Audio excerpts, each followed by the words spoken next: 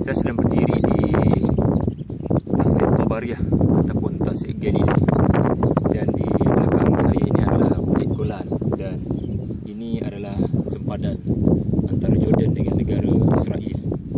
Dan Nabi SAW memberikan suatu peringatan penting mengenai peristiwa besar yang akan berlaku di akhir zaman, iaitu kemunculan Al-Masih Ad-Dajjal. Dan antara sahabat Nabi SAW yang diberikan izin oleh Allah untuk bertemu secara langsung dengan Al-Masih Ad-Dajjal adalah Tamim Ad-Dari radhiyallahu anhu. Beliau dalam satu hadis panjang lebar yang diriwayatkan oleh Fatimah binti Qais dari Sahih Muslim mengatakan bagaimana beliau terdampar bersama dengan 30 orang sahabatnya di dalam atas hutan berbulan, dan kemudian mereka telah bertemu dengan Al-Masih Ad-Dajjal di dalam suatu pulau selepas bertemu dengan makhluk yang tidak dapat dibezakan antara kepalanya dengan ekornya yang bernama Al-Jassasah. Dan kemudian Al-Jassasah itu melorongkan mereka kepada pertemuan dengan Al-Masih Ad-Dajjal yang dirantai daripada kakinya hinggalah ke lehernya. Dan Dajjal telah bertanya antara beberapa soalan.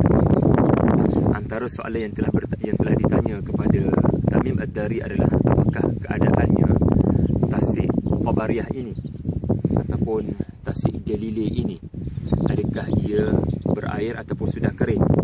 Tamim Ad-Dari mengatakan ia masih lagi berair, dan Al-Masih Ad-Dajjal mengatakan ia akan kering. Ini menunjukkan bahawasanya Tasik ini akan mengalami suatu kekeringan dan akan hilang.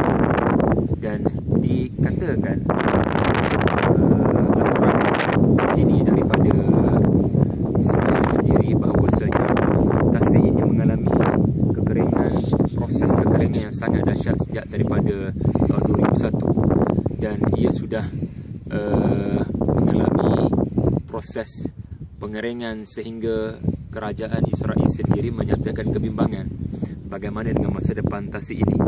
Dan sebenarnya ramai meramalkan 50 tahun lagi ia akan hilang kerana ia menjadi sumber air kepada negara Israel, negara haram Israel.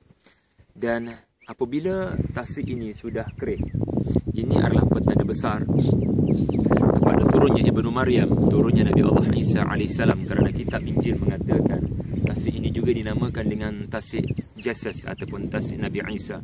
Ada mukjizat Nabi Isa pernah berlaku di sini.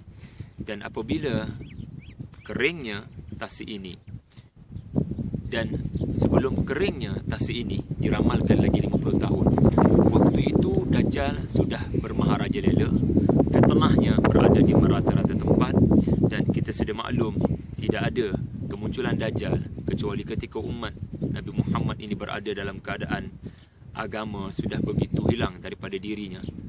Dan Nabi SAW menyebut di dalam Sahih Bukhari dan Muslim bahawasanya Dajjal, Ya'juj dan Ma'juj dibebaskan ketika Nabi SAW masih lagi hidup.